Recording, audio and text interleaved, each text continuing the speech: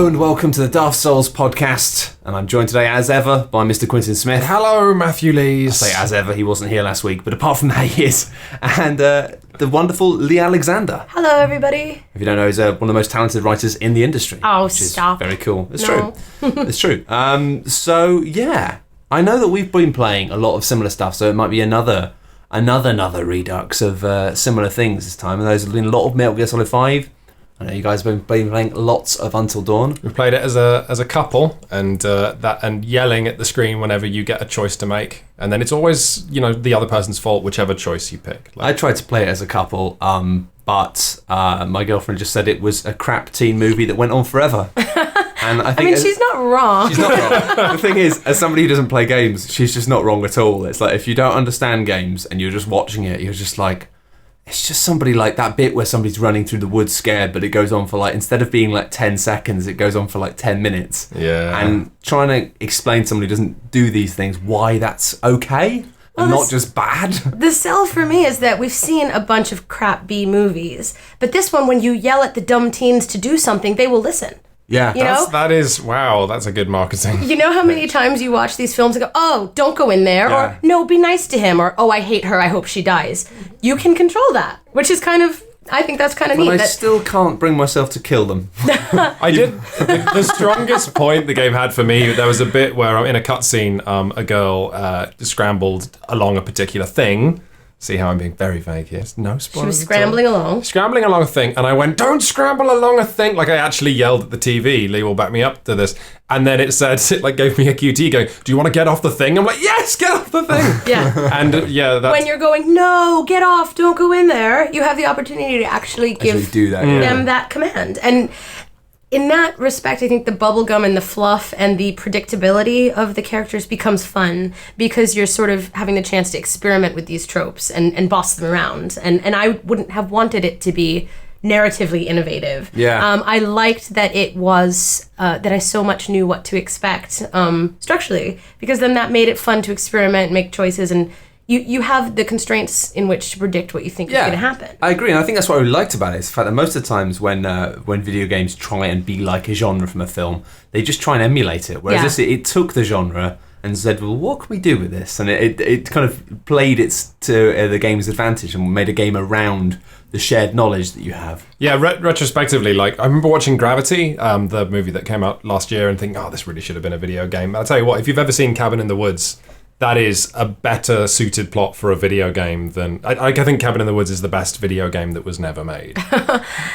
If you've not... don't want to spoil that one, but that's worth seeing. Yeah, I mean, actually, when I started playing this, I was wrong, but I was at first I was like, is this just going to rip off Cabin in the Woods? Yeah. I got Quinn said that a few times too. Yeah. And, I have a lot of respect for the choice-driven games that, this is modeled upon. It borrows a lot of techniques from, say, Telltale games and stuff. Yeah. But I think maybe one of the weaknesses, and it's to be expected that an experimental form would have weaknesses, is that sometimes they take themselves too seriously. You're not sure how much to believe in the characters or how much to invest in the circumstance. You try to sort of extrapolate forward what the logical consequences of a decision you're making is going to be, and you don't know how smart the game is or how deeply it thinks about people. Sure. In this, it doesn't. You have a whole bunch of teen slasher flick characters, and that makes it a lot more fun to make choices. It does, yeah. I mean, superficiality, you can count on the superficiality. We did a video on this, which would have been live a few days ago, talking about why the decision making is clever and some stupid skits and stuff, and people should definitely check that out. But just to expand on a point I mentioned briefly in that video, holy shit, does Until Dawn feel like a PS2 game? And I wanted to discuss this because the first thing that happens when you get control, it's you can open a menu and you hit R1 and then you've got pages and pages of unlockables you haven't found yet. Yeah, and stats, and it's you're playing, Beatrice, she's only 4 out of 10 funny, but she's 6 out of 10 romantic. And she's so angry with David. Yeah, all the relationships. And the brilliant thing is when the proverbial curtain goes up on the game, you're standing in a dark room with objects blinking and you've got the tank controls. I'm is this Fatal Frame 2? That's awesome. It is really weirdly dated, and yet it comes with this incredible level of production values and polish. And the controlled camera angles, the Resi and the Silent Hill composition. Sort of, running man or moonwalking against door frames and stuff, trying to find their way through. You know what, I think a lot of the time there's a lot to be said against console exclusives, and a lot of time people go, oh, why do we have to have these exclusives, they suck. games should just be available to play regardless of platform. I completely agree with that. However, I've got to say, I do particularly like the occasional style of thing you get like this, where instead of it being like, hey, if you buy an Xbox, then you get this well-known brand earlier, or you get extra DLC for this well-known brand. Sony, especially, always seem to have this approach of just doing these weird showboats of being like... Yeah, we are a brand... It's part of their marketing. We're a brand that invests highly in weird experimental stuff. And that's sort of why you have this... why people would develop a non-specific loyalty to PlayStation as a platform over Xbox, because they have the idea that it's a company that supports... cool, weird stuff with money. Because playing it, you think they're not going to get their money back on this. Like, you just get a sense that it's like... They're professional actors. It's some of the best face and voice capture I've ever seen. And if you play it, there's a lot of making of. Anyone who's interested in how these things get done, in how, voice and motion capture are done, there's a lot of stuff that you might enjoy watching. Oh, it does have my favourite trivia that I've seen before in how-to mocap videos, but the way they do gun recoil, the actor all like with the ping pong ball and the biro marks in the face and all that stuff. And you have someone with a 2x4 board banging against the edge, the barrel of the gun, so that the physically hitting it, so the person makes recoil. Cool. Yeah, loads of that stuff. I also saw God, there's so much fun. I need to watch this. You tie a rope, if you want someone to be blown over by an explosion, you tie a rope around their waist and just pull them over. A stunning amount of effort was put into this game, and I really, really delighted in the performances. They felt organic in a way that I'm not sure that I've experienced in a video game before. I have a lot of friends who do professional voice acting. I don't want to insult them, but I think a lot of the actors were recorded all in the same room together and working. Imagine that. I think they were mocapped really naturalistically around what they were saying, so it didn't feel artificial or dubbed over. Yeah, they did the body acting. Like if you're climbing a ledge and speaking at the same time, they mocapped both of those things at once, facial and It's a body, different kind of dick, isn't it? Because I think that most of the time when I used to play sort of dick? Yeah. I was like, what is this? Is this a UK term? No. I just mean like Until Dawn had motion captured dicks. No, that's too expensive and pointless. But no, it's got 1 point. I have to go. No, listen, it's the fact that the characters, I really didn't like a lot of the characters, right? But in most of the time, I remember, especially in Xbox 360 era games and all that, it felt like the protagonist of every game you played was a dick. But they were just dicks in a way that they were just these weird, cynical, thoughtless things that didn't really have any personality. Here are my canned wisecracks. These are people you're not supposed to like. I think the fact that they are these kind of dorky tropes and the people that you love to hate in slasher films, again, makes for interesting choices because there is a way to play the game where you try to get them all killed. But it's it's fun. Absolutely, and it was the fact that they managed to do it with this incredible, you can tell it's acted in the same scene, and sometimes just subtle mannerisms, like a character would shrug in a certain way, which made perfect sense. And you think, I hate you, but it's fine. Because you're at least something, I can get behind hating. You're a real thing. It's a lot better than, say, in The Walking Dead, where you have nice child and man who wants to steal all the food. Yeah. You know what I mean? And racist. Yes, exactly. But which one gets the biscuits? Did I tell you that Lee and I went to a talk which was the telltale stats of that scene? It's like, who do you want to give biscuits to? And so many people gave biscuits to the racist. I think I did. Because it's like, I think that people can smell insincerity and they try to mess with it. No, because the way they interpreted the data, you could be right, but the way they saw it was like, gamers are taught that everyone can be your friend eventually. Yeah. So the racist is the person who hates me, a black man, so he can have a biscuit. Does he? Oh, he still hates me. I think that shows that a lot of white gamers think that black guys just need to be nicer to white racists. There is also this. This is a thing. I think I just did it as damage limitation because I kind of thought he's going to be trouble. And it's the fact that he had his daughters as well. And I thought, it was more that his daughters had basically pleaded with me to try and be nice to him. Yeah. I thought, all right, I'll make an effort. Well, that's the thing. I did not trust the game enough. I thought that the system for that game was so transparent that I'm like, whichever I choose, it's going to judge me on my decision. I don't believe that I'm going to be able to impact these people. I think the game is just judging me for what I do and will give me a result accordingly. And which is what we don't have with Until Dawn. I don't feel like I'm being judged for the choices I make about the characters. I feel like I'm directing a really fun movie by pushing people in what direction I want them to go. Yeah. That is. Something interesting you said, Matt, is Sony aren't going to get their money back. It's clearly an expensive game. But you know what? It was like one of the most trending games on YouTube recently. It is perfect for YouTube, and that's what it takes to make money. And to be fair, though, I think the reason that it's trending on YouTube is that most people really only want to play it once, but then they want to see all the endings and everything. Problem. It's kind of. I wish it was a bit less expensive because it's still that kind of like next gen full price thing. Yeah. Whereas at the moment, it's the sort of game I'd really recommend like trying to chip in with a couple of friends and just like. I would sit around it and like play it in a couple of evenings with some friends. It is eminently watchable. Pass it on. Yeah, that's a good idea. After you finished it, you can play it in a couple of evenings, and then you can just lend it to a mate and let them play it. Imagine that. That's a good idea. Old school, but I mean, it's a bit too expensive to buy new if you're just going to play it once and then put it on the shelf. And it's only about 7 hours long, I think. Yeah, Today's gamer demands value for his dollar. Except we don't. I love it. God, 7 hours. I know, I love it too. I thought it was perfect. It was just, I don't have 70 hours anymore. No, although we are finding... Oh, I love Metal Gear so much. I was just going to say... But let me tell you though, I play for hours and hours and then it's like, and you're 11% done. And I'm like, I know. Every time I play MGS at the moment, we'll come back to this a bit, but every time I play it, I just go and do like tiny things and then I get like 1% for like 4 hours of work. But I have a great time doing it. Yeah. Which I'm trying to talk myself out of worrying about, like I have to finish it. Everyone's going to, it's going to be spoiled for me. Everyone's going to finish it before me. And I don't know if like I'm feeling some pressure because of my job and because I have articles to do about it. But it's really stressing me out that like I can't seem to make a dent in it. You are though. Like, it's... I've put in about 39 hours and I'm on 25%. I think I'm on 30%. This is meaningless. But I've spent a lot of time just going around doing things that I wanted to do. Have you talked about the robot? Did you talk about the robots on last week's episode? No, we didn't. But I just want to say finally before, I just want to go back because I've realised now when you're unwell, you can't just come out and say things like it's a different type of dick. Yeah.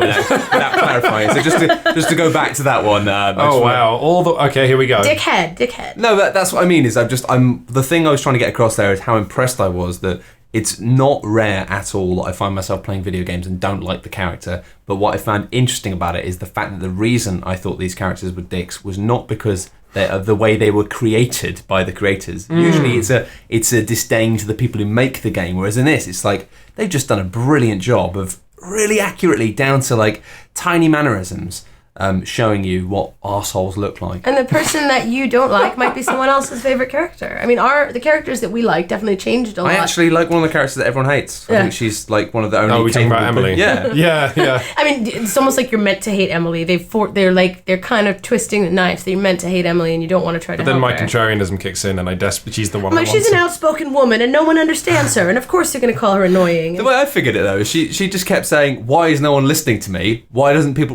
just do what I tell them to do? And I kind of thought, she's really arrogant.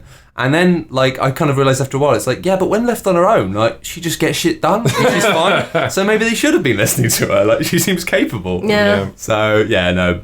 But, yeah, MGS5. The robot. Well, the walker. The walker.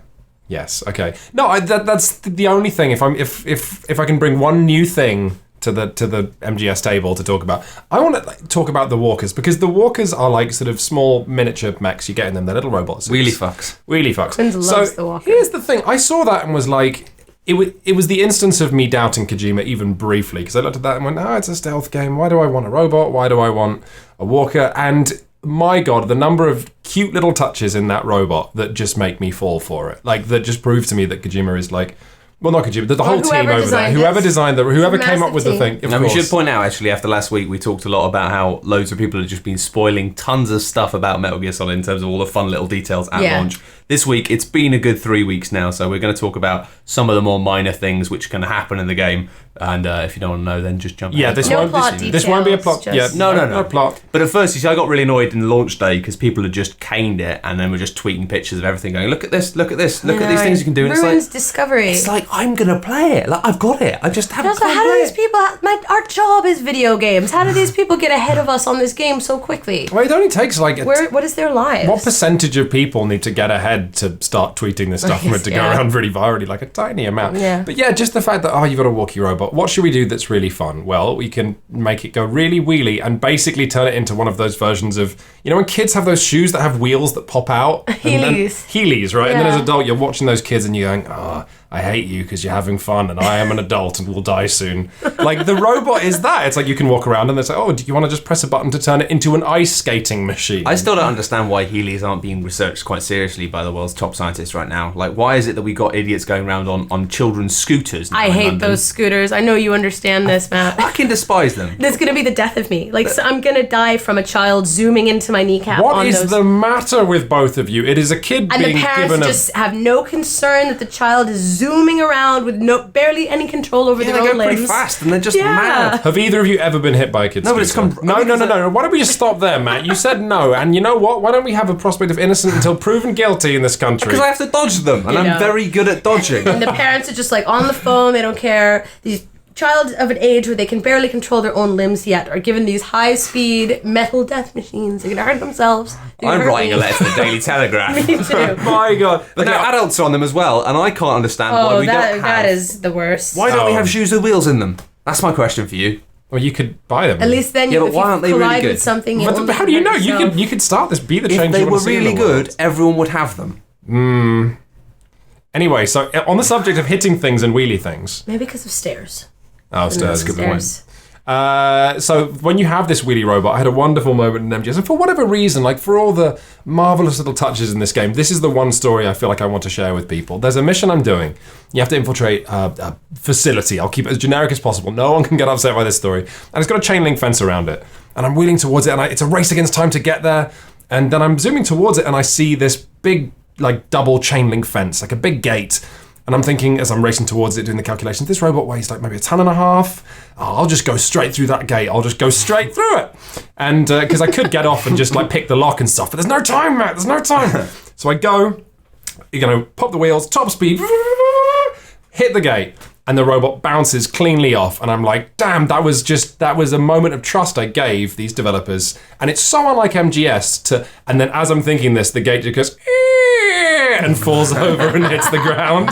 And then just go running into the base on the robot. And I think I love that story because Metal Gear Solid is a game that you can just trust. You can trust that simulation to do and it what always you has expect been it that to. the environment is constantly engaged in a wonderful conversation with you, and more often than not, experimentation is rewarded. That is what's always been awesome about the game. Where if you're like, okay, I understand the rules of this ecosystem, but what if I take what I know about these rules and experiment? Usually there's an affordance for that, which is just, it's awesome. And there's so much as well. I mean, I pretty much said exactly the same thing last week, the fact that it feels like the series for years has been detailing this stuff to the point that it was just gimmicks. Yeah. And now they've got a sandbox. They're not gimmicks anymore. They're all just things. Yeah, it's amazing. Somebody like on the other day that I was complaining because there's no spoilers, but there's one bit of the game which is fucked me off so royally that I just left the house. I just put the controller down and left the house. And it was an escort mission, and it's just one of these weird things of going, why do video games still do escort missions? And some guy on Twitter, just some rando egg, said, well, it does add variety, though, and there's not enough variety in the missions. And I'm like, well, if you don't think that... The thing is, MGS is one of those are you playing them each the same way over and over? That's what I mean. It's like, it's a sandbox game, and the missions are all very similar. Like, go here, do this, go here, take this person. But if you're getting bored of that, then you just need to be more imaginative. Because I love just being able to go, well, this time I'm going to just devising this mad plan. I like playing really purely on the straight missions. I will do them usually with no lethal force if I can. Same. But on the side offs, I'm like... On the weekends. Yeah, I'm like, I hope it does. The side ops don't count because they're not counting how many people I kill. So it's kind of fun. That you know what? I pay for this stuff. Like, it costs me money to deploy. Yeah. So I'm going to use those rockets. Yeah. I've paid like £10,000. Well, the sunk cost fallacy based on military hardware, that's so bleak. I know. I am in love with Pequod, though, the helicopter you can call in. What a beautiful toy. Like, oh yeah. For me, it's currently, I think it's Love Will Tear Us Apart. Oh, that's what I'm good. Yeah, I just got I'm tired of the pop on the helicopter. I use the MGS trailer music, so it swoops in, it sounds really dramatic and flies away. That's quite cool. But yeah, I love it as it passes. I saw, was it someone, maybe Tim Rogers, saying that the portal gun is a great test, and if you want to have something fun in your video game, then you think about something that you desperately want in real life, and your game's off to a good start if the toy you give the player is something you want. And that's what Pequod is for me. It's like the idea that, you just want a helicopter to pick you up. I want a helicopter to pick me up. I want, like, I'm walking down the street and a car drives past and splashes me, and I go, call in the fire support. Pequod, can you just come here? Yeah, I love that. Essentially, it's a button. It's like, are these guys pissing you off? Do you want a helicopter to come and kill them all? Wow, I'm learning a lot about your inner world now, Quinn. Honestly, mostly helicopters. Okay. I just had a flashback to the most disappointing dream I ever had in my life when I had this long dream, and basically it culminated in, it was a Metal Gear Solid dream, and when I woke up, I was incredibly sad because I didn't have a helicopter. Was this recently? No, this was like about 5 years ago, so... Good old Matt dreams. I will admit that I went running on the South Bank lately, and I have an 80s mix that I'm going running to now because I'm going on long runs and I need like tunes to keep me pumped. You're going for the Extraction now. Yeah, well, I added some of the songs. What did I put? I put Maneater on. I put Kids in America on, and I put Love Will Tear Us Apart on. I put them toward the end, like when I need the burst of energy. And I'm doing this new route. I'm adding another mile. I'm bombing over the Millennium Bridge in the middle of the Thames, and there's actual helicopters around there because they're over the Parliament building or whatever. And Kids in America comes on, which is my helicopter theme, and there's an actual helicopter, and I'm so embarrassed at the adrenaline rush I got and how much I was laughing to myself. So awesome. I was like, yes, I'm going to pretend that I'm running to the Well, I mean, I didn't actually pretend, but... No, you did kind of run I did kind of pretend. That's fine. Matt and I have been on this very podcast talking about Zombies Run, and I've certainly imagined... Pretending that you were being chased by zombies. Well, actually, when I was at college, when Metal Gear Solid 2 first came out, it was the same time when mobile phones had just... got to the point where you could play MP3s on them instead of like the polyphonic ringtones, which up until that point were thought to be the height of human technology. I can make my own. I made my own polyphonic Chocobo ringtone when I had a Nokia flip phone. You actually went. You looked up the sheet music online. And I listened to the beeps until I had made it. Wow. Yeah, I think I did something similar. Yeah. But with this, it meant I put the multi-sound. Multi-sound, yeah. You can have multiple sounds from this phone. I think it meant it could play 2 notes at once. I think that's what it meant. Or more than 1 note at once. And before that, it was like... Oh, of course, yeah. That, of course, was me doing Lon Lon Ranch music, I believe. Yeah. She's good. She knows all the tunes. What is this? Zelda. That was a horse, I think. Yeah, how it was supposed to be a horse. You didn't play Ocarina of Time? Actually didn't. No, I didn't have an N64. I was a PlayStation child. Well, I didn't have one either, and I still knew that. Playing Parappa the Rapper Pro. I would have a Parappa the Rapper polyphonic ringtone and rap along to it. Anyway, I put the theme music for Metal Gear Solid 2 Sons of Liberty on my phone as my ringtone. Oh, that's a good theme tune. And every time it played, I just started like running around, having a great time. I didn't answer my phone very often. The worst is when you're at E3, everyone has a codec ringtone. Like I used to have a codec ringtone. I thought it was a real boss, right? And then I go to E3 and suddenly it's just everyone has it. You're in the press room and every guy with the giant inflatable Mario hat has a Kodak ringtone. I'm like, Yeah. I think that's when I stopped having anything like video game related on ringtones, t-shirts, clothes, or anything like that, because you're just like, I just feel like I'm a clone. It's weird. I mean, I do have one good story about this, and it's sort of like I was like 18 or 19 and living in New York City, and like I didn't have a lot of money, but I would often go to a video game store to look and see what was like in the sale bin. This was before I was working in this field or anything, and one day I went in and like the guy in the store came up and tried to like mansplain some video games to me and suggest some RPGs to me. And just then my phone rang. Someone was looking for me and I had some like really intensely nerdy video game ringtone. And I remember him looking at me. Oh, it was just like the Invincibility Star theme or something. I don't remember. It was something. And he just looked at me like in shock, like, oh, she has a gaming ringtone. Like, so yeah, I mean, now of course I would try as hard as I can to avoid any symbols that would bestow gamer credibility upon me. How sad. But I remember at the time feeling very cool because I would be aware when I entered the video game stores that people thought I was buying them for my boyfriend and things like this. Oh god. Yeah. I definitely remember going into like, bless it, W.H. Smith's when I was like probably 17, 18 and have my first like published articles in magazines. Oh my god, and I would be like looking at, PC Gamer and stuff, and people would come up and look at PC Gamer. And you'd be standing there waiting. He wouldn't know that I had an article in PC Gamer. I know. I was that guy. My very first game article I think ever was in Paste magazine when they had a print magazine. That is way cooler. It was like 2005 or something, and I went to the bookstore to buy it, and like I waited till it came out, and I couldn't resist. I told the clerk, I was like, yeah, I got an article in there while she was ringing me. Oh really? Yeah, I couldn't resist. I was like, yeah. Oh. I got it, and she was like, cool. Boop. $3.99 or whatever. Jim Ross, who founded Rock Paper Shotgun, had a story that like he was in a shop and someone picked up PC Gamer when he was working on it and opened it up to Jim's EVE Online article, and Jim was like, wow. And then the guy stands there and he reads the first paragraph of the article and then the next paragraph, and he closes the magazine, puts it back, and leaves the shop. Oh, and that's gotta be Heartbreaking. Not good enough. Not good. Nice try, Jim. We don't need to hang around game shops lurking in the magazine section waving our ringtones around anymore, do we? No, times have changed. Times have changed. All I had with OXM was being quite pleased when I walked to supermarkets and seeing that, because they used to sell OXM in a cardboard sleeve, so you couldn't get into it before you bought it. But They're paying for your words before they read them. Yeah, but then it was nice because I just see that like some kid had obviously like ripped them open so they could read them, and I like that because I was like, someone wants to read the magazine. You wanted it that bad. They want to read the magazine. Let them fucking read the magazine. That's good. That's I'm not a part of future publishing. I just do the words. Anyway, Metal Gear. Metal Gear. I feel like there was something I was going to say about it, and now it's just. I really think that the strength really of the game is. That's pretty much as far as my head It's reaches. amazing how much bullshit it's getting me to enjoy. Just going around collecting men so that I have good stats. I know. I keep going back to my base and running past them all so they salute me, which is hilarious. Oh, you know what I found? That raises the staff morale. I know. The knock, the thing where Snake rattles his hand, Yeah. that's extremely, and the sonar as well. That's really good for teaching your soldiers that you're around, and then they'll salute you from behind walls and stuff. Wow. Oh. Yeah. If So you don't have to greet everybody. No, if they hear you, you salute. So you just run into the middle of a platform and then shake your hand. Oh, that is so You blow my mind. You just saved me hours. Actually, I literally spend so long just climbing up ladders so someone will salute me. I don't know what's wrong with me. I mean, it doesn't I do have the same. the biggest range. It's actually gotten to the point. I hate to say this now.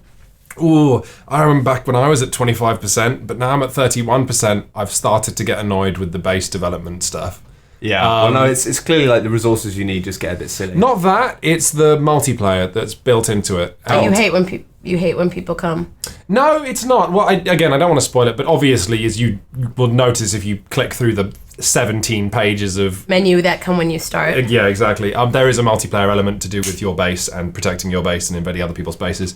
And it's one of the very few weird areas of slowdown the game gets. Like, when you design your emblem, the engine just explodes. Yeah. For some reason. Yeah, it could do all this mad stuff, but like graphics. The whoa. PS4 Loading a custom emblem. When you're designing your emblem, the PS4 starts making noises like an octogenarian like having a heart attack. But yeah, similarly, like the tutorials seem like incredibly badly coded, and I've really been wrestling with some of the online infiltration stuff, which is a bit awkward. And it's a shame because I know that MGS can do online stuff really interestingly. No one talks about it, but Metal Gear Online, which came with MGS4. Because people who like Metal Gear don't want to play with it. Well, right, but believe it or not, MGO has like loads of similarly excellent touches. Like my friend used to play it and was obsessed with getting a rank which was like, it's the name of some Japanese mythical sea creature. Like, you can get like sheep or butterfly or octopus or Not whatever the as your rank. Tsuchinoko. Oh, maybe, yeah. So you could get that online. It's a snake. It's a little snake. Yeah, it's a sea snake, right? Yeah. And you get that rank from playing MGO only if you are rarely seen, but you kill people every time you show up. So you have to play only once a week, but when you go online, you dominate. In Metal Gear 3, that Tsuchinoko is a rare food that you can find, I think, in only 2 or 3 places. I think that gives you infinite stuff if you keep it in a cage. If you finish the game with a Tsuchinoko... You can do this. Someone's going to tweet and tell us what it is, but I think if you finish the game with a live Tsuchinoko in your cage, you can start again with infinite ammo? Oh, okay. Yeah. Sure, why not? There's lots of weird something like stuff that. But the Tsuchinoko is a canonical mythical thing that's, I think, started in Snake Eater. The final thing I will say about MGO, which is a feature that should be everywhere, much like say Gears of War's active reload system, it should be stolen by everything, is before and after matches there was like a little theme song for MGO that played, like kind of like the national anthem plays at the beginning of like rugby matches and shit. Yeah. So it's playing and all the soldiers all your characters are jogging onto your positions. Someone figured out that if you hold down a shoulder button, your character will start singing along with the la la la la la la la la. Here's the thing, depending on the size of the body of your avatar, That was great, you Chris. sing to a different part of the song. So you can all run on, if everyone holds L1, you all harmonise together and sing before or after, I think, the match begins. That's a lot of fun. That should be in Dota. Well, I'm kind of excited. I mean, It should. It's already got to the point where you can tell, even with MGS5, there's going to be little details people are going to be discovering for a long time. There's still, honestly, MGS3 is probably my favorite video game ever. I have a tattoo of MGS3, and I've played it a zillion times, and every time I play it, I find something else. Like, MGS3 is, like, exponentially more primitive than MGS5, Yeah. and still, You know what's- never stops surprising What's me. fun as well about MGS is like similar to Dark Souls. Dark Souls, to get through the difficulty, players are meant to share what they know. But with MGS, just because of different playstyles and different toys, like I don't use the cardboard box, my friend does, and it's like, Yeah. hey, did you know you can sled in it? It's like, what? You Yeah. can sled down hills in the cardboard I've box? never been a cardboard boxer myself. No. I make them all because I want to have them all, but I don't just use them. like crawling very, very slowly. Yeah, Is that your bit? Yeah, I think again, I got really into. I found it weird at first, like Snake Eater, Metal Gear Solid 3. I didn't like it at first at all. Oh, I love but when it. I got my head around it, and the fact that it wasn't about like hiding around corners anymore, and it was all about hiding in plain sight, and just using. I still play movement, that way. I got really into it. And really into the feeling of being like, like... Oh, I bet you like hitting triangle and going really still and hearing Snake's heartbeat. Of course, it's really cool. That started in MGS4. You play dead, and they think you're dead in the wall. Oh, yeah, so it's I see. Okay, cool. But unless they're alerted, in which case they might kick you and notice you're alive. I had the best active... the reflex mode when you get sighted? I had the best one of them ever recently. Yeah, that's just an amazing system in general because it elongates the game's stealth. It's fucking ace. Yeah, it means you don't have to be And you still perfect. get punished for being seen. Yeah, of course, but you can keep it from going full crisis. No, it's fantastic. It's like I was gonna make I still might make a cold watch video purely about the reflex mode. But I had the best one of those recently, where a guard turned around in the full riot gear, where they're invulnerable to bullets unless you hit them in the jaw, and it wasn't gonna happen. But I had in my hand the inflatable snakes. They're like little discs, the decoys. You throw them on the ground and you press a button, they inflate. So you throw the disc like a frisbee at his feet, all in slow motion. It hits the ground and you inflate it, and it catapults him up in the air and knocks him out. Oh wow! My God, I saw Andy Kelly tweeting, so I knew that worked. It was just like, I can't shoot him. I like that the element of the fact that it is a get out of jail free card, that reflex thing, but you can pretty much only use what you've got in your hand now. Yeah. The fact that you have to be like, if you turn around, there's a guy who spotted you from like 100 meters away and you've got a shotgun. It's like, I can't do anything here. Yeah. The worst is when you panic and hit the wrong thing and do this shameful dive out of sight, and it's like heroism -10. Oh yeah. But then I like the fact that the amount of heroism you lose for being spotted by guards can be replaced by you shooting 2 balloons. Yes. It's like, I'm a hero again. It's wonderfully silly. But no, I really like the fact that the engine is just such a solid piece of work. There was a point in one of the early missions where I just had this epiphany and just went, this is incredible, when I was actually halfway through a mission and I realised I was taking my time and it was in this canyon and I realised I'm like, the sun, it's getting to noon. Yeah. And I realised that the shadow was creeping across the map. I saw you tweet about this. And I was like, oh my God, like if I don't get across to quite a long way away, within about 3 or 4 minutes, I'm going to be in plain sight. Yeah. And that was so exciting. the lighting in general, the joy I feel every time I'm in sunny Afghanistan, like noon sun, when you run out of a building and you just are blind for a can't second. see anything. Yeah.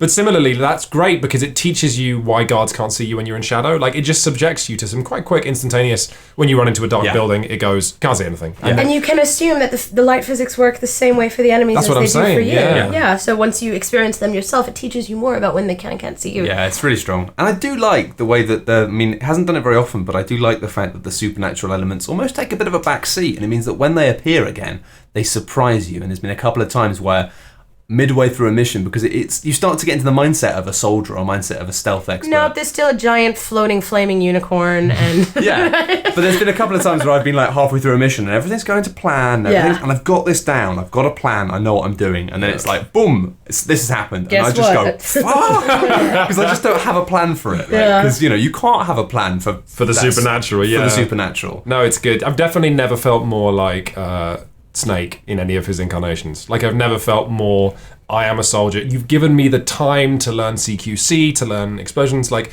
I played MGS3 and with theoretically Just chucks you in, CQC doesn't it? master. well, and I'd never... no, I mean, actually, I think that's one of the interesting ways that the narrative supports the mechanics of MGS3, because you're a child and she's the master, and you learn it as you play it. Oh, but I didn't, because I was punished every time. Like, I was never given... The first time I did it, I couldn't do CQC at all. That's what I'm saying. Well, like... but that's enhanced my relationship with the game, that the way that you're supposed to do it is CQC. And if you get really good at CQC, you can play MGS3 using only your hands. I still have a problem with MGS5 thinking that I can clear an area using only my hands. That is a problem. You cannot. But, you become the big boss by playing MGS3 over and over. Like, I like that I had to learn it slowly. I thought that was narratively consistent. And then by the time you get to the final fight, you don't have to use CQC to beat her, but you should. And it looks better that way. And it definitely looks better. This cinematic, like, hand-to-hand thing, and, like, when you throw her down, all the flowers turning red, and, it's just... I can tell that you love MGS3 because of the amount of hand gestures that the people at home cannot see. Yeah, I'm Gesticulation is off the charts. gesticulating, yeah. No, it's awesome, yeah. I could never get I was rubbish at it myself, so I just went around shooting people. Yeah. It's all right. But yeah, now I always feel like when I get spotted, I can just go and grab them. That's why I think that is hilarious. Grabbing someone out of reflex mode is funny. Yeah, just sprint. Let me get close to you. It doesn't actually help because they'll yell. A small yelp, maybe. Yeah, but if other people are close, you'll still get alerted. Oh, sure. I think what I loved about it is that the problem I always have with Metal Gear Solid games is because they are just scenario after scenario, which is just all like for real. You're always tempted to just play it safe, whereas having this space outside of the missions where it's not real, where it is just like holiday time. Side ops is holiday means time. You can take the time to get really good with like rocket launchers and grenade launchers and CQC and whatever you want. Like you can practice the skills and then go and try them. Whereas I always felt like, whilst previous Metal Gear games have given you options, I always felt quite restricted because I stuck to what I knew. Because you don't want to mess up. You know that you're saying something with every choice that you make and with every... Yeah, you do feel that that's a really great way to phrase it. Yeah, you're expressing yourself in Metal Gear. Exactly. I think that's why the rankings are awesome, because it's like, it's not just like how good are you at this game, it's like what kind of person are you? I'm an octopus, always. Me too. I just transcended from octopus to butterfly. What's a butterfly? I haven't looked it up. Should I look it up now? I don't know if you can. I will. Yeah, go for it. Okay, here we go. The only thing actually that has annoyed me about Metal Gear is the fact that I specifically didn't play Ground Zeroes after reading a bunch about the content of it, and I was like, I don't want to fucking play that game. And then it just has like flashbacks to that where it just shows you all the same cutscenes again. It'll fill it in anyway, yeah. And I'm just like, you've done all this stuff with tapes, like couldn't you just left it for tapes? I don't want to watch this. Yeah, Ground Zeroes, I think that this whole arc of the story in general has a fascination with physical mutilation that makes me uncomfortable, but it was all concentrated very heavily in Ground Zeroes. Yeah. Yeah, I didn't enjoy it that much. I was just a bit annoyed because I thought, I haven't played that game specifically because I didn't want to see this stuff, and now you've shown it me. Yeah, so, it's like, well, now thanks. you're mad because you're base. And yeah. Anyway, enough MGS5. And actually, I'm just going to go back after Quinns is looking at what the butterfly Can't is. find it. It's fine. It'll be mystical. Apparently, it might be something to do with quiet. Who knows?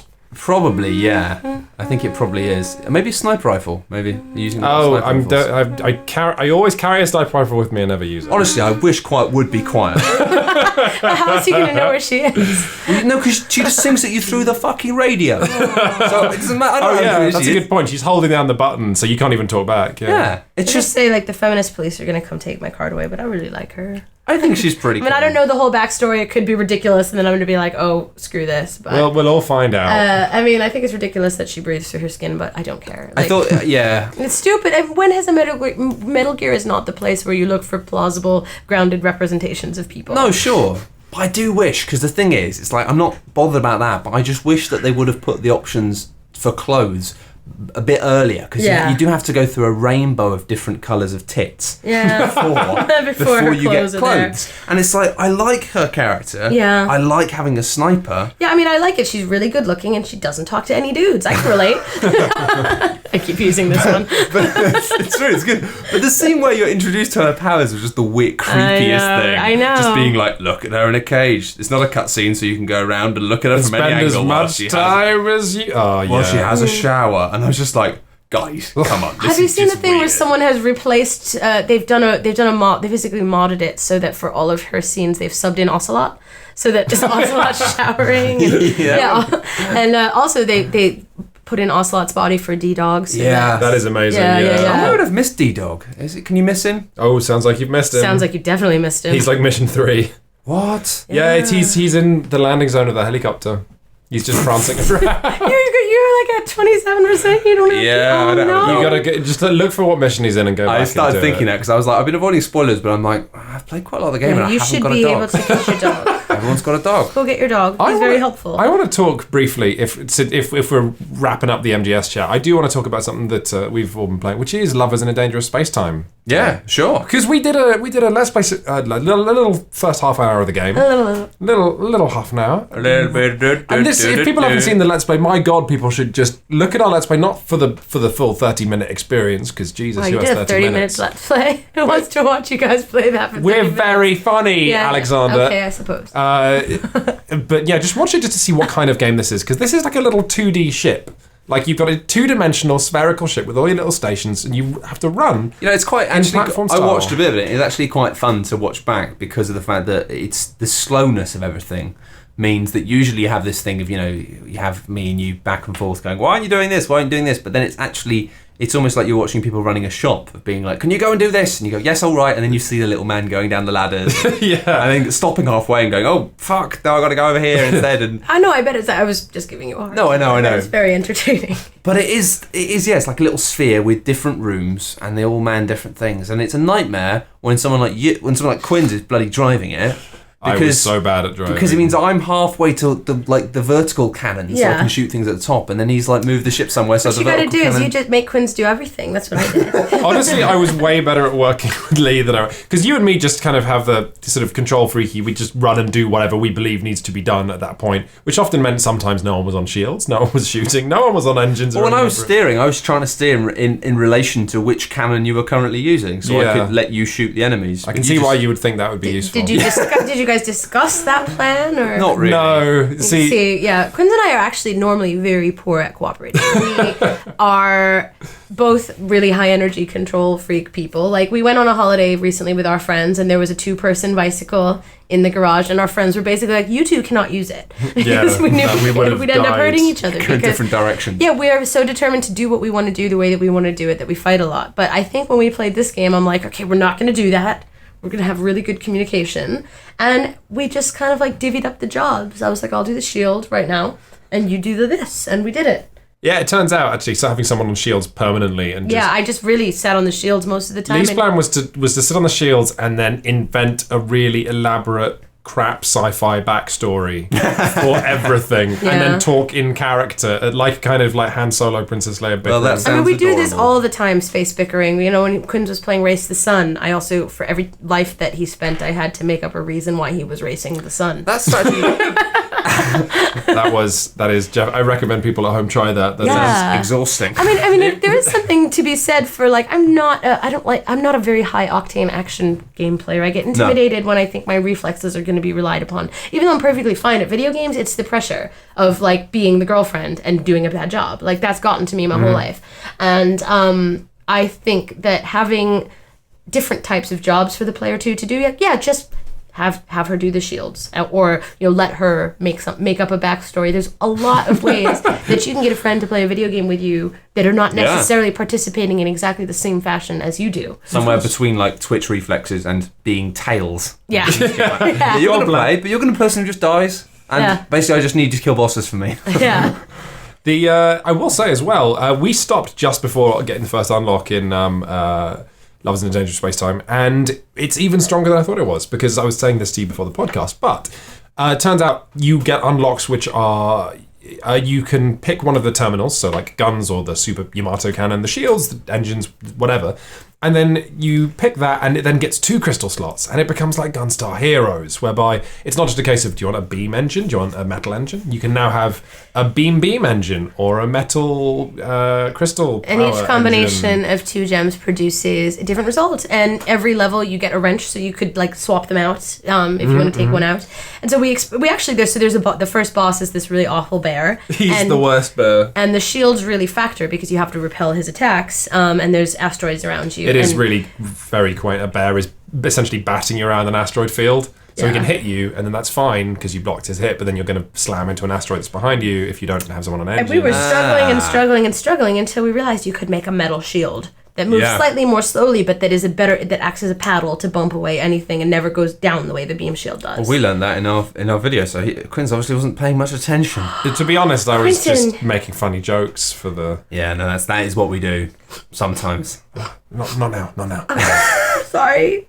Just don't listen. The funny thing that we had was... We were great at cooperating. And also like Gunstar Heroes, where you go, what happens if you get fire lasers? That sounds good. Oh, it's dog shit. And then you're stuck with it until you get the other power. Yeah. Similarly, like we had What happens if you put 2 green gems in? It's massively overpowered. I love it. I don't want to use this. You get, I think putting metal, like exclusively metal into turrets produces essentially a flail, which sounds hilarious, but it's just impossible to use. And then the thing of like having to get through a level going, we need to repair this mess. How are we going to fix it?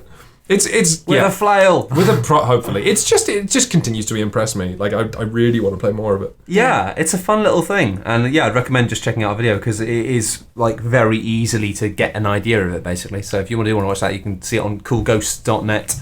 And I think there's probably from last week. So if you can't see it, there's a little thing we can see more, and I'll have a little selection of all the things. Such wonders. I think the thumbnail for it described it as "Lovers in a Dangerous Space," Tim, because I thought that was funny. Sure. I was probably coming down with a cold at that point, to be honest.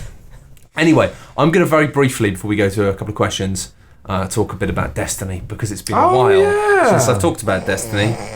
And, sorry, just wake up, Lee. Wake up. Okay, so someone said Destiny, I just couldn't stay awake. See, yes, I know it's very boring, and boring people like it. So I mentioned before we went on the podcast that I wanted to ask you something about Destiny, Lee. The thing I'm fascinated by is because you don't play Destiny, do you? I mean, I watch you play it, actually. This is the thing. Believe it or not, I'm fascinated by watching Well, this is it. I want to talk about, because your ability to essentially play Destiny through osmosis and kind of like... I'm so envious of it, because my God, what the hell does Destiny look like if you don't know what's going on? Like, just the words it uses, I say the it's names a data of guns. poem. I suggested that someone should start a Destiny ebooks Twitter feed, and somebody did, Destiny_ebooks, that just randomizes all the words. Like, name some Destiny words. Like, on the moon, there's some... on the moon, there's the Temple of Crota. Yeah, Crota. Come on. And then your weapons are called, like, Haunted Strawberry. So that is... The rest of Oryx. No, actually, there's something Raspberry. Raspberry, yeah. Surus regime. I don't remember a lot of things, to be honest. The words That's kind the of thing, go like, through I me. expect that I forget it, but you don't even remember what's going on in Destiny.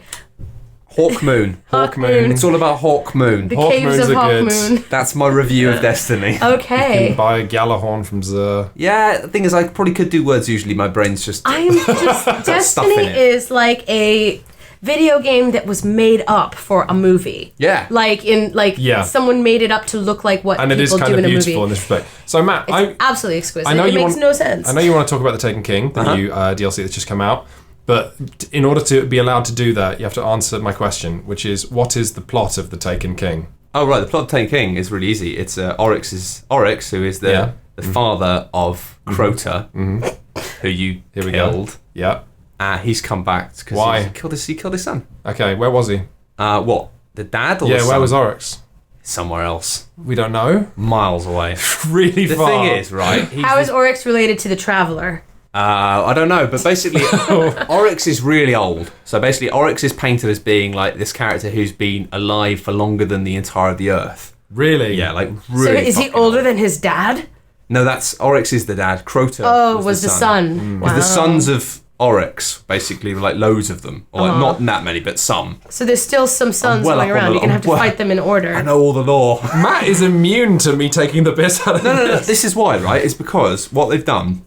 The original Destiny was an absolute joke in terms of the story. It had lots of stupid words, and it had this sort of chain of events which was impossible to follow, which was just And now constantly it Ghost doesn't. saying, "Oh, this is amazing! You've got to look at this thing. It's amazing. It's amazing." I mean, I made a joke video about it that Yeah. did well just because it was bang on. Like, Love that everyone video. resonated with the fact that the story was nonsense, delivered as if it was amazing. Yeah. And it wasn't. Mostly through voice actors telling you what was happening. Yeah. It was amazing. Oh, you've got to see this, Guardian. Look at this Guardian, data. You're going to want to see this. No, I'm not. I want to go back to space so I can see what boots I just got. Because they might be better than And the boots that's I've got. the strangest thing about Destiny. It's supposedly this, hyper-masculine testosterone. I don't think it is. No, it's just a bunch of people trying to get really cool clothes. And I think people who Yeah. play that know it. And I don't think it is. I think actually Destiny community is really quite cool. Yeah, and they quite seem nice. like that. In the They fact seem that cool. if you are really testosterone and really like, Yeah. you don't like it because you know what? It doesn't run at 60 frames a second. It's very pretty. It's thought of as being quite easy.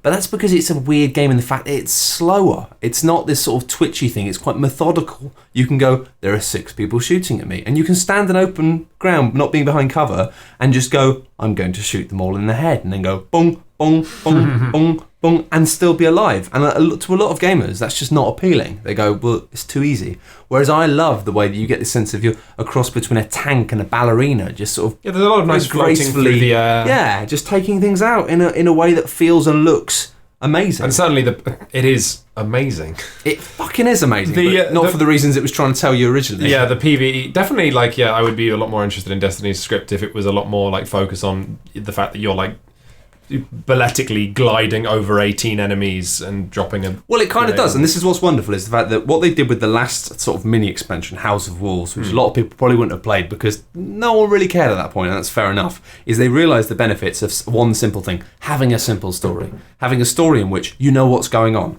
You're going to go and kill this person because of this. And just keeping it quite simple and quite clear. But what they've done with the big expansion, is the fact they've made it so that the story is clear, but it also has character. It's like all of the characters... Really? That's a bold move. Yeah. And they haven't put new characters into it. They've just taken the existing characters, the people in the tower, who like stand around that table and sell the boots, and they've just got them in cutscenes being like people and talking to each other. And it's really good.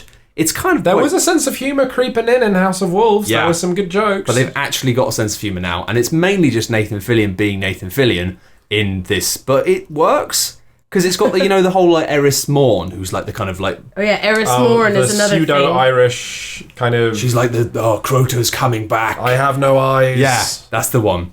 She continues to do that shtick, but then you've got that bounced off with Nathan Fillion just being like, okay. I like that little postman guy. Who's the one that looks the postman.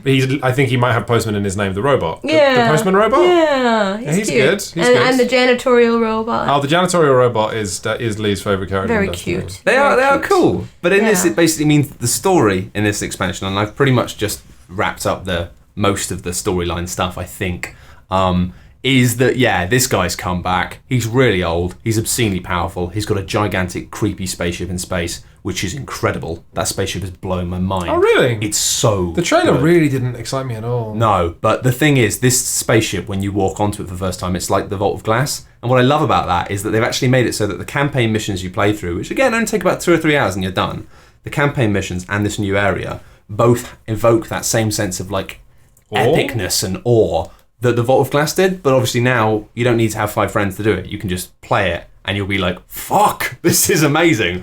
And I was really taken aback when I first went to the Dreadnought, which is his ship. I just stood there and just looked around and was like, oh my God. They do environment design really well. It's so I remember good. the first time I went to Mars and just be like, wow, Mars. But it's really, the Dreadnought is really something. In the same way that on it's amazing. The Crota stuff, right? When you did all of the Crota raid last time, it just felt like hodgepodge 80s metal art bullshit of being like big spiky rocks, big spiky armor. Whereas this, it has that kind of incredible scope and scariness and chilling environment of like Alien. You know the original Alien where they find the ship full of the eggs? Yeah. It's like that. Really? It's like they actually managed to capture this sense of being like, what the fuck is this place? But it also feels like it's kind of alive. It feels like it's got an environment, and they've actually, I haven't even seen this yet, I've played it for about 4 hours, but they've filled it full of puzzles and things. So you have like weird chests that won't open without certain keys, or weird little holes in the walls that you jump through and there's a secret there. So what they've done is they've taken that element of mystery that they had in the Vault of Glass and just made it a level, an open environment that you can go on patrol with your friends and try and solve these mysteries, and it's really, really, really good. I wasn't expecting that. Maybe I'll fire up excellent. I mean, the only problem, Destiny. Yeah, the only problem is that it is like really expensive. It's like because of bullshit. Oh yeah, it's like 30 quid, isn't it? Like for 30, 40 quid, even if you own all the other expansions. It's actually cheaper, pretty much, to go online and find a cheap deal on the ultimate version of Destiny with all of the DLC than it is as somebody who owns the whole thing to just buy the expansion, which is like unbelievable bullshit. But what are you going to do? I mean, I'm trying to ignore that because it's such bullshit, but what can you do? If you love Destiny, I guess. And it is, I mean, it's just nice that it's actually not taking itself seriously. It's being fun. They've revamped a lot of the way that leveling works and made it, they've kind of scrapped a lot of stuff, starting from scratch. I'm not going to talk about that stuff at all because I will go into detail on that for people who care.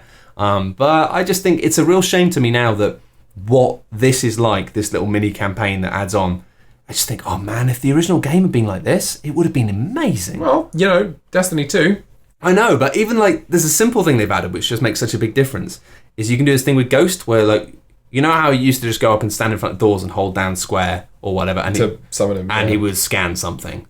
Now they've made it so you press like the kind of the pad button to bring up Ghost into your hand, like the menu, and then it does this sort of ebbing kind of scan effect on the environment. And when it picks up things which you can scan, it outlines them with a grid. And it feels like Metroid Prime, because it means when you're looking for something, you go boom, and you bring it up and you look around the room and you go, oh, I'm going to go and scan that. And it's just such a simple thing, but it means especially when you're going around these amazing alien structures and stuff, you do really feel a lot more like, it's like that thing in Prometheus, you know, when they kind of have those little robots that zoom around and scan the environment. But getting to do that, it's just, I don't know. Well, I guess this is exactly what we saw with World of Warcraft, right? Designers like very gradually sort of like whittling away at their, you know, user experience until it's terrifyingly like sharp. I think it'll feel like a game eventually.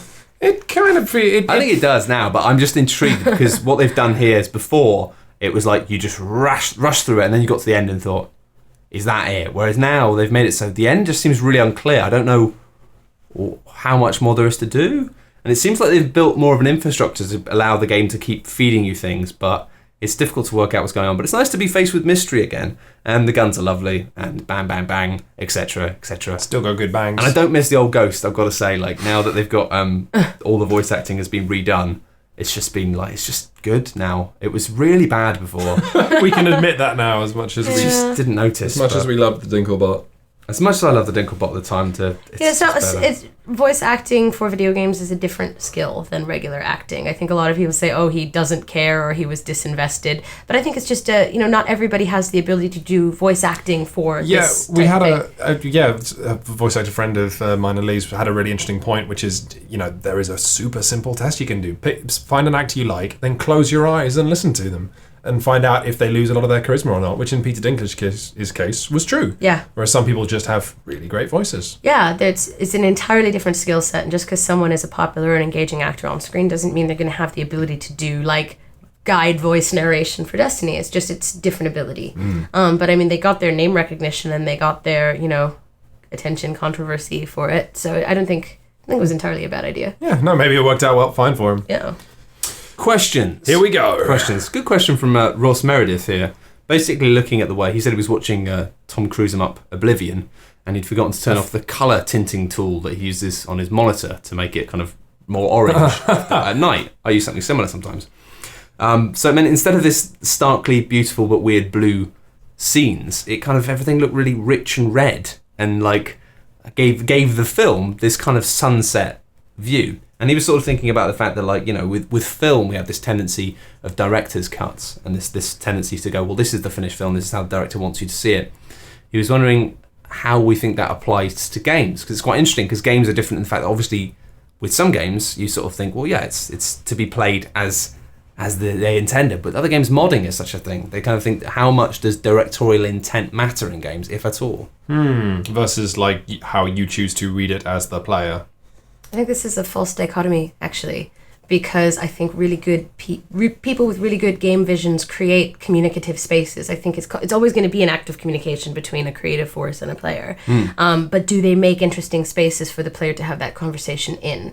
Like, it's like, how much is the player and how much is the developer? Well, it's both. Like, you know, or well, it's neither. You know, I think that really good games that you would say, oh, it's emergent and I'm making up all the fun myself. You know, no, there was a space architected for you to do that. Yeah. It's always by design. I suppose actually thinking about it, Bungie's stuff has always been a good example of this, and the fact that they spend millions. I remember there's an anecdote, they spent so much money making this amazing crashing spaceship in the distance on one of the Halo levels, and realised that like most people just didn't look at it. Like it was to the side and people just didn't look.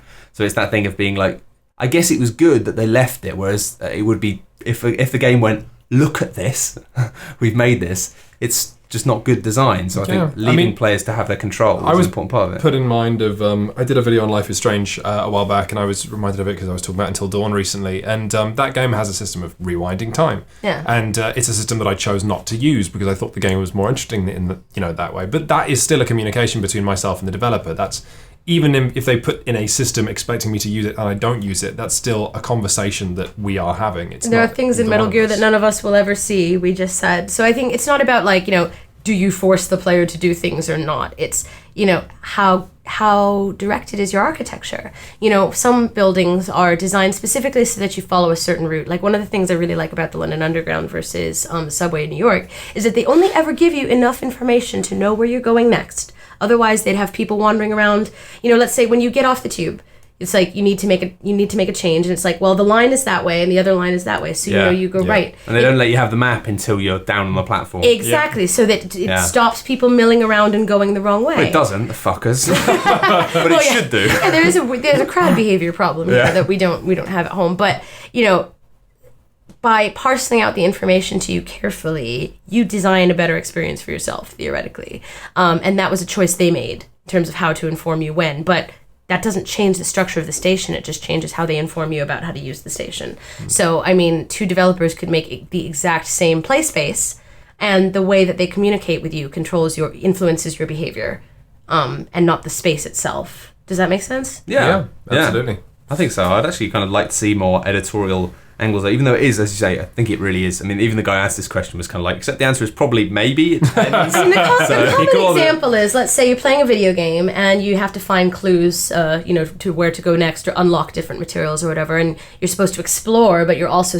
There is a place that the developer wants you to go, and there's a conclusion that the developer wants you to come to. And this is actually, it's a tough balancing act. So you as the player, you come into a dark room and you hear a noise from over to your right. But at the other side of the room is a table with a single beam of light shining on it. And so, yes, you can go around and listen and follow the source of the water, but it's sort of clear that at some point, the place where your eye is drawn first is where you are intended to end up. Yeah. So it's just subtle things like that. So you still feel really clever getting to explore and discover and approach that table on your own terms. But the developer has signaled to you that that is where the clue is going to be, or there'll be a letter in that pool of light or something that you're supposed to pick up. So in that way, you're being directed, and but not forced. Yeah. There is an intended destination for you, but you can arrive at it on your own terms. I found that actually really started to annoy me with Until Dawn. In the fact that it does this, and that's one of the few things about it that I thought, design-wise, I really don't like this, is the fact because it has that really dated collectible thing. Oh, yeah. It meant, like, you clearly think, all right, well, I'm supposed to go there, but I'm going to look around first because there's probably something to find. Dude, the arcane, the sort of witchcraft that I was trying to perform of like every fork in the road, I wanted to choose the one that wasn't leading to the next cutscene, and there's no read on that at all. No. Like, you can go left towards the upstairs or down to the basement. You miss which do you want to do? And you miss and then you go upstairs, and then your character runs out of the house. You're like, no. And the game indeed has penalties for missing objects. Yeah, so you're playing the game going, which of these paths looks less interesting, and studying the finest details. That was frustrating. I think it only started to really get bad toward the end of the game. Yeah. Like, I didn't feel that way. I just found even the early stages, I was just walking around this house, like walking into coffee tables and thinking, why don't they fucking put the lights on? But yeah, just have this amazing thing. It looks just like a film, except in films, people don't get stuck behind coffee tables for about 30 seconds. Yeah. Just didn't play enough PS2 games. No, I did, but it seems even more incongruous now. They look so good. Yeah, you're like, this what? This is a tough question. Lero says, a question related to pop music and games.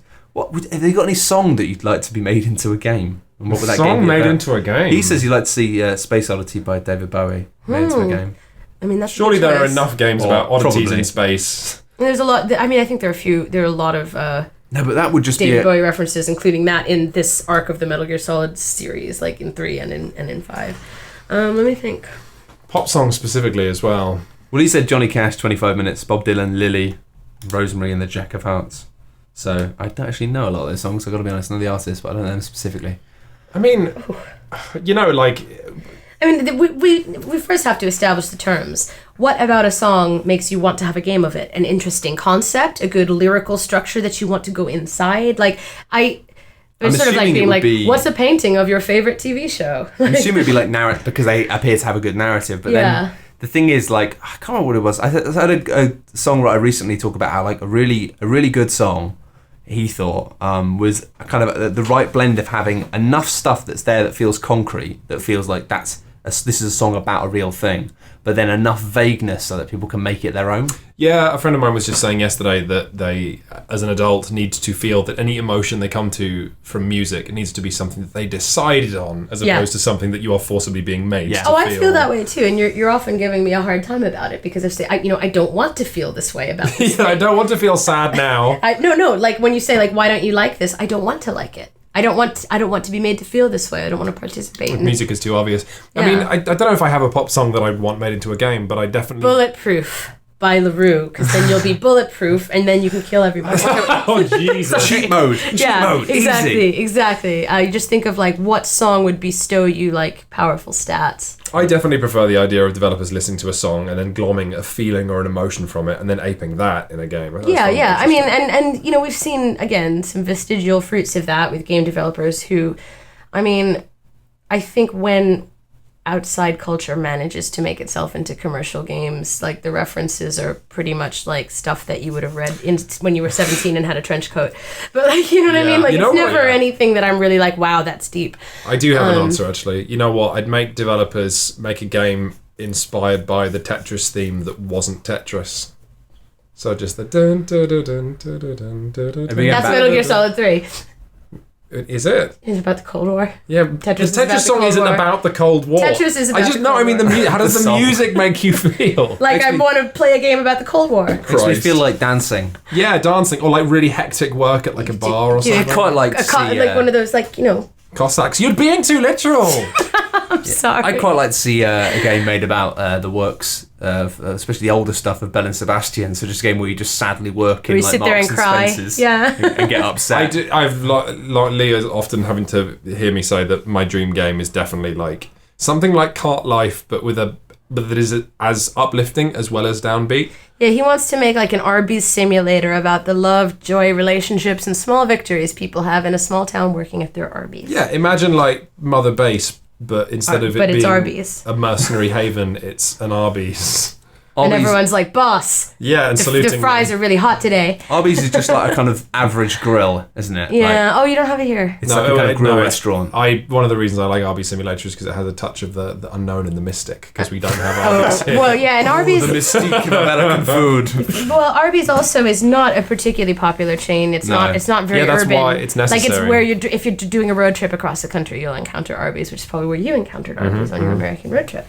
Their thing is their roast beef. They're famed for their roast beef. Famous. Yeah, I've heard. I mean, it's a fast food roast beef is a low place to start from. Matt's posing like he's got a good question. Got a question. Well, actually, it's you replied to this question, Gwen, saying, "Oh, that's a great question." Oh, I already regret what this question is, because I've been thinking about it all week, and it's a complicated one. In spite of Konami's recent behaviour, in terms of basically there've been lots of accusations of... It's not recent, they've only recently been caught. Yeah. That's true. Basically, they've been behaving very badly for a very long time. And actually, they've been behaving very badly in terms of the kind of... Sorry. And honestly, it's the first time that people care. It used to be that stories of how bad it was in game development were just par for the course. That's true. There was no alternative. If you don't like it, go do something else. You're doing your dream job. I think it's compounded by the fact that the working culture in video games is very bad, but also the working culture in Japan is very bad. So I think you put them together and, oh boy, you're going to have a bad time. Yeah, but it's the first time that a story like this has a chance... The consumers really care. Before, I felt it was only game developers who were interested in the stories of how poor the working conditions were for game developers. Partially like the time that it arrived at, but also because they make Metal Gear. Like, I feel like if they weren't developers that people cared about... I think it was more because people felt like Kojima had been wronged by the company. Yeah. And they'd more just care about Kojima, which is sad, because it's like, I'm sure Kojima's going to be fine, guys. Well, and not to spoil my Metal Gear 5 critique, but it is kind of about a guy who becomes stateless and makes his own thing because he's been effed over by his leadership so many times. Like, I mean, I think that all Metal Gear games have been about Konami, and if you just start to pull on that thread a little bit and look at, the role of the worker, the role of the leader, the betrayals, every Metal Gear is about tension, about technology, about, figures you look at, about values, and often they are about global working partnerships. They're about the East and the West. They're about, the rise of different ways of making war, which I think always has paralleled the rise of the Western shooter over the Eastern market. So, I mean... I know, definitely. We'll find somewhere to link your MGS5 critique when it goes up. I haven't done it yet, but I'm still working on it. But, I think that now more than ever, the story of Konami as a place of employment is relevant because of Kojima's movements and because of what I think he's been trying to say through his games all along. Yeah. But it is interesting that it's like, suddenly everyone cares about this specifically. Yeah. Well, I've got a friend who's out in Japan. He was talking to me about like kind of the conditions of working in Japan generally. It sounded awful. He said there's a very traditional cultural thing of the fact that you don't leave. Yeah, you're meant to have your job your whole life. Yeah, but you also don't leave the office every day until your boss has left. Oy. And so the idea is, leaving before your boss has left is very undone. But the problem is because a lot of the bosses are like these 50-year-old Japanese men who've come from very traditional Japanese relationships. And this is changing now. Japan is changing. But traditional Japanese relationships, these weird loveless things where they've been like married to someone from quite a young age, and then it's been accepted that the man will go off and have relations with other women, younger women, and everyone accepts this. But then it means that it's this odd thing where like when then the men retire, what happens is they go home to these houses and their wives have been running the homes and making them dinner for all these years, but they go, well, you can't stay here, like, because they've got used to their life. And they don't really have a good relationship. So they're just like, well, you don't know what you're going to do. Stay at work and go drink until everyone's ready to go drinking. So yeah, they just don't retire. They just work until they're old. And then everyone has a boss that's been there longer than them. Yeah, so if you're all waiting for the boss to go home, everyone's going to be there forever. Yeah. So basically you have these bosses who don't want to go home. Yeah.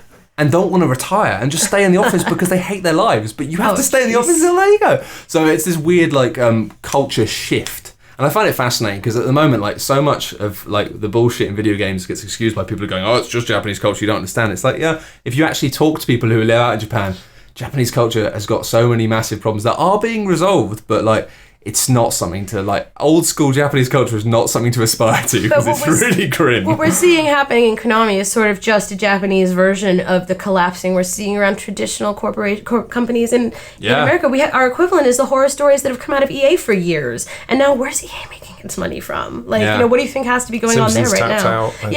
Simpsons tapped out. Everybody I know, I don't know anyone, nobody talks to me, but... all traditional video game companies are currently these sinking Titanics.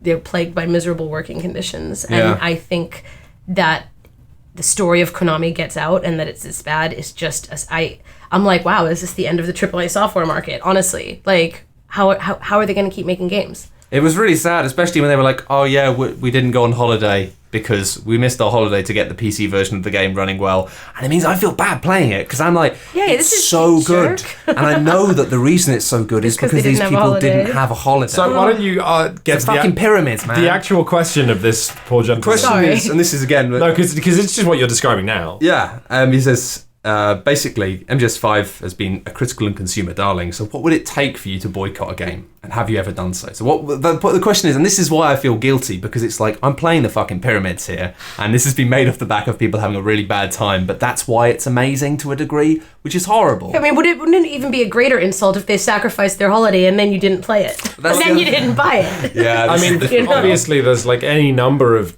like, movies have had horror stories for years, you know, how hard people like work to get movies that, like, even like the actors. I've quite literally never seen a man look so tired as when I met, is it Chris Evans, the guy who plays Captain America?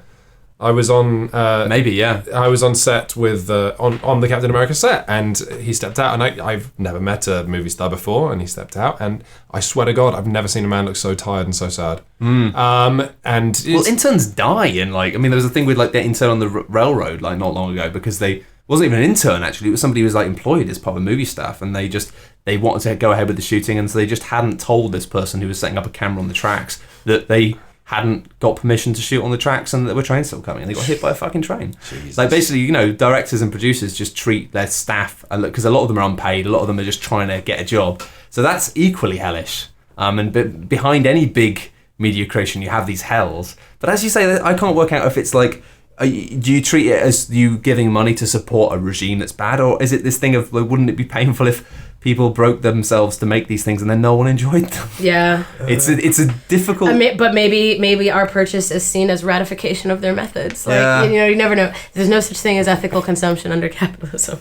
That is pretty much true. I mean, I'd say actually there are a few companies that I've boycotted, and I don't talk about. But have they made games that you wanted to play anyway? Yeah, no, they have actually. There've been some, like, I won't like talk about Stardock Games, for example, just because I think that their CEO is a real he's a piece of shit, and that's a very direct thing. If there are games that they've behaved this way in public, like Adrian Schmillars, who made The Vanishing of Ethan Carter, is a raging Gamergator, and I think he just hates me so much because he's so desperate for like the actual critics to take him seriously. Yeah, it's never gonna happen. There's the thing is, it's this thing where you realize if you are directly putting money into the pockets of people who are just actually then quite loudly like saying awful things and spreading hate around, you sort of think, no, I'm not doing that. It doesn't matter how good the game is. Whereas this is a weird one. It's like people have had a bad time in the production of it, but It's like it is more of a capitalism thing. If you are putting money into a bad system, which is kind of what you're always doing with capitalism. Whereas with this, if it's like a case of you're putting money into the pockets of people who are just bad people, it's like, nah, I don't want to do that. So that's kind of my, and it's maybe that's a fucking twee thing to do, of like just accepting that capitalism is bad, but then not getting funny about individuals. But well, we have, you know, when I am torn about avenues of protest, I'm like, well, what other avenues are there? You know, can we use our position as the press to talk about humane conditions for game developers and that this is important to us? Should we demand to know how workers are treated in the products that we cover? Can we at least make sure that consumers know? You know, we can do other things besides purchase or not purchase because of the work that we do. Yeah, that's probably a good way to put it. I mean, like, the idea of, boycotting a product is almost certainly not the worst thing we could do to a product if we cared about something wrong with them or the work There are conditions. always more, everyone's like, well, vote with your wallet. There's always better ways to vote. No, it's true. I mean, that's why I say for me a boycott is different. It just means not covering stuff ever. I mean, I guess the only reason I would boycott a thing is if I loathed the designer, one of them, so much that I knew I wouldn't be able to enjoy it, at which point the process becomes, like, the actual product becomes pointless. Yeah, I take no pleasure in, like, slamming something just because I don't like who made it. Like, I think the worst insult that I can do as a critic is to just treat something as unimportant and not worth Yeah, that's pretty much the same. It's like, I'm not going to just bother it. It's like, it's not. There are other things to talk about made by better people. There are so many other things to talk about. Yeah, so a boycott is not, no, I don't boycott, no. You know, what I want to talk about is the fact that Matt offered some, was it apple crumble? Apple crumble. I've got some apple crumble. You want to talk about some apple crumble? You want to seriously talk about it? Yeah. Can I have some? Yes, you can. Yes. Quentin, we're still recording. We are. It's fine, but I've made apple crumble, and that's a positive, warm note to end on. Why not make apple crumble, guys? It's really good. Do not boycott it. It's a lot easier than making apple pie. What would Matt have to do for me to boycott his apple crumble? That's really bad I really don't want to things. think about that, actually. You don't want to think about that. Because I have to say, like, I make it sound as if, like, I boycott millions of things. I don't. There's only actually a small handful of things that I just will not talk about because I don't like the people. But that's fine. It's better than to just get angry about things. Just think, well, let's just pretend you don't exist. Anyway, on that note, let's eat some apple crumble. But before we go, Lee, can you tell us where we can check out some of your best recent stuff? Offworld.com is my website. I'm the editor-in-chief. I run it with Laura Hudson, who's the senior editor. And if you hate capitalism, you might like our games, which are often made by independent creators, free, low spec. If you want to see cool, weird things people are doing that don't actually take a whole lot of your time and money and that are made creatively and humanely, often by marginalized creators and women, please go to offworld.com. I do like to go to offworld.com to just get a warm fuzzy feeling about games. It's like if there's ever bullshit, like the yin and yang is you go to, like, what is the games industry drama, like what's killing video games today or whatever the hell that website's called. Yeah. You go to that and then you go to Offworld and you've had a little roller coaster. We try to be stridently post bullshit. We try to present a non-core, non-consumer centric and socially progressive face for games. That sounds stuff. very complicated. It does sound complicated. I'll just say I really like it because it's different. And I really like it because you can go to any games website and you'll get a slightly different flavour of exactly the same thing. Whereas if I just think, what's going on that I don't know about, I can click on it and I can, within a few minutes, find out lots of really interesting things about lots of interesting projects and creators that I just didn't know about. Thank you so much for saying that and for having me on and giving me a chance to talk about that. Absolute pleasure. Absolute pleasure. And of course, if you like the stuff that me and Quinns do, you can check that out on coolghost.net, which is not as good as Offworld, but it does have a very cool pink background and some ghosts. It's got 100% more ghosts than Offworld. Yeah. I would say that Cool Ghost is a friend of Offworld. Wow. Yeah. That's very kind. We'll have to speak to the ghosts and see how they feel about this. Let the ghosts know that they come highly recommended by us. They can stay over whenever they like. Yay. But yeah, we do videos and stuff as well as Daft Souls podcast. We do videos. I do occasionally little writing bits when I've got a cold and I can't do videos. But pop along, say hello and look at the stuff. And do check out Offworld. Thanks very much again for joining us, Lee. Thank you. And we'll see you next week. Goodbye, everybody. Bye. That was a good